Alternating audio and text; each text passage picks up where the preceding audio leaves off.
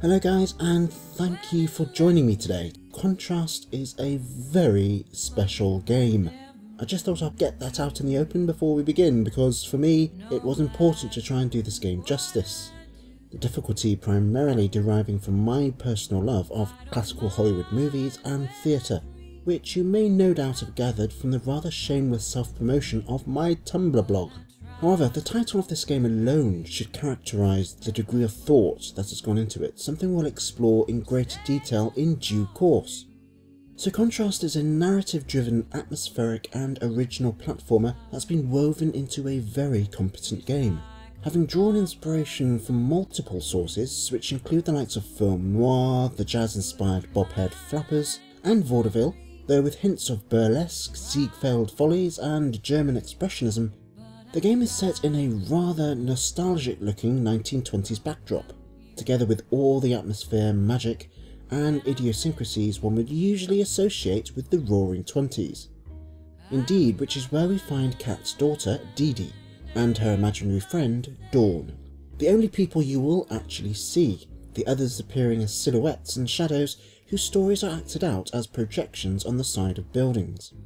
Contrast follows the life of Dee Dee as she comes to terms with her parents' volatile relationship, her mother, Kat Knight, a popular onstage jazz singer, and her father, Johnny Mack, a failed entrepreneur trying to make good, though with a string of botched schemes under his belt that's gotten him into trouble with local mobsters. It's time for bed, Dee Dee. Go hop in bed. I'll be right in to tuck you in.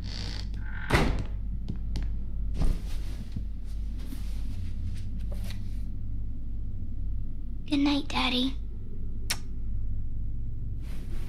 What are you doing here?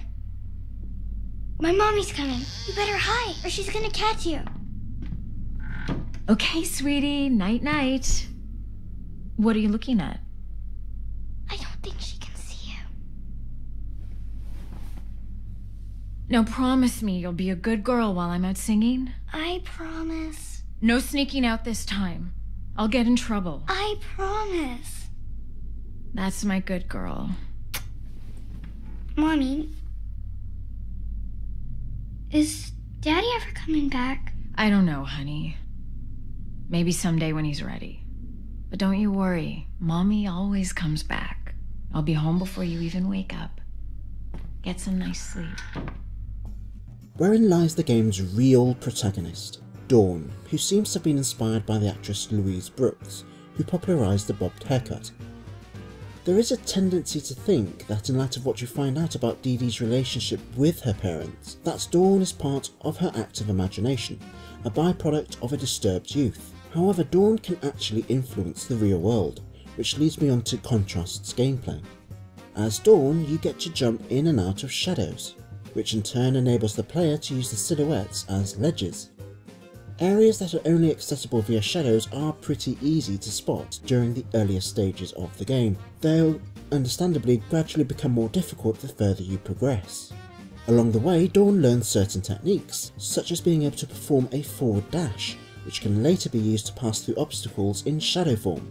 It's interesting to note that the shadow sections are more or less confined to a two-dimensional axis, which thereby offers a degree of variation to the three-dimensional playing field that makes up the majority of the game. The puzzle design too revolves around the use of light and shadow, with the player having to juggle the use of their abilities with that of their real-world setting, with one particular standout moment being to somehow transfer a cannonball to a certain location so that its shadow may interact with the shadow cast by the cannonball's loader. These sometimes require timing the transitions in order to reach the target. Other times it may be used to reach one of the many balls of light known as luminaries and other items like artwork that the developers have hidden throughout the world. Many of these hidden items are plot related, though not essential, which further help the player immerse themselves within the game's overall narrative. You say you're sorry, but you're never really sorry. Which brings us onto the music, which is simply fantastic. For not only is it befitting of the historical period in which the game is set, but it also exemplifies the connection between music and the empowered women of that particular time, as was once epitomised by the archetypal 1920s flapper. It's not all good news, however, for some of the puzzles rely on the player being able to move certain objects around so as to use its shadow as platforms. However, the player can easily become frustrated with having to constantly rearrange objects due to the fact that moving them by even the smallest amount can lead to disproportionate changes in the projected shadow. Apart from this, contrast can be said to be quite easy. Indeed, some may feel it's too easy, but I think the overall impression one might feel is that Compulsion Games didn't want to detract too much from its core features, those core features being its plot and its aesthetic design. And while Contrast may not be the most graphically robust game you'll ever play, what it lacks in technical ability it more than makes up for in artistry.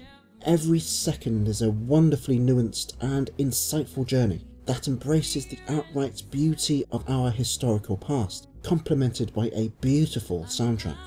However, I feel the greatest achievement has been that the developer has managed to consolidate and to rationalise Contrast's unique and particular gameplay dynamic, the emphasis on Dawn's ability to fade in and out of shadows by having successfully combined it with the overall look and feel of the game.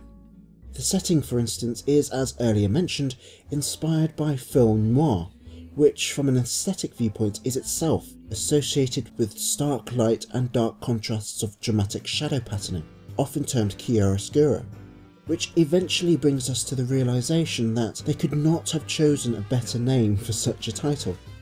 A title that's short but sweet, and one I strongly believe will leave a lasting impression on those privy to that general period in our history, a period that will forever continue to delight. So that's it from me, this is Tatsu signing off. Until next time, I'll see you later, goodbye!